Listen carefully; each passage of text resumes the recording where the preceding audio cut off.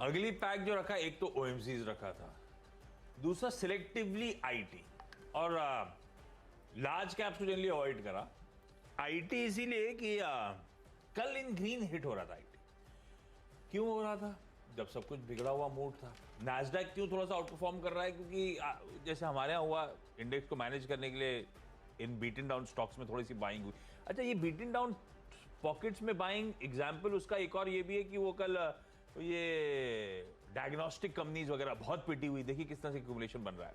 कल चलने की वजह एक थोड़ा सा स्ट्रीट का कॉन्फिडेंस बढ़ा आईटी को लेकर, क्योंकि जेपी मॉर्गन की इंडिया इन्वेस्टर समिट के जो अपडेट्स आ रहे हैं वो इनकरेजिंग है। वो एक इंडिया इन्वेस्टर समिट अंडरवे है जिसमें कहा जा रहा है इन आईटी कंपनीज की कमेंट्रीज बेसिकली है। मैं स्टॉक्स जो है वो स्क्रीन पे आते चले जाएंगे जो रिलेटिव थोड़ी सी स्ट्रेंथ दिखा रहे हैं। Mindtree, LTI, Larsen and Toubro, infotech, और तीसरा मैंने टेक महिंद्रा इंक्लूड करा, क्योंकि टेक महिंद्रा रीआइटरेट कर रहा है कि इसी कॉन्फ्रेंस में रीआइटरेट करा कि Q4 FY23 इस फाइनेंशियल ईयर के चौथी तिमाही तक हम अपने मार्जिन को वापस 14% पे ले आएंगे।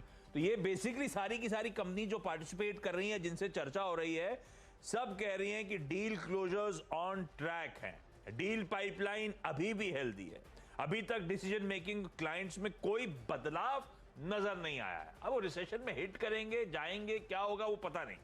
इस समय की ताजा तस्वीर ये है।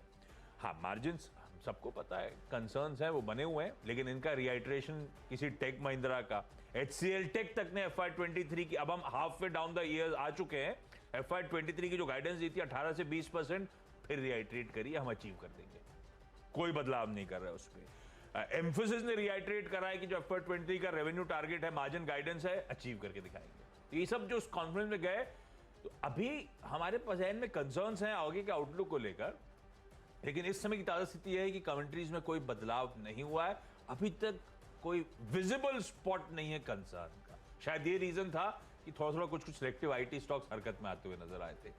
नैस्डैक एक तो कम प्रेशर में और आज पुलबैक का ट्रेड दिख रहा है SGX टाइप में, तो इसलिए इन ग्रीन लेके चल रहा हूं, पर ये अभी भी बहुत कॉशियस रहिएगा।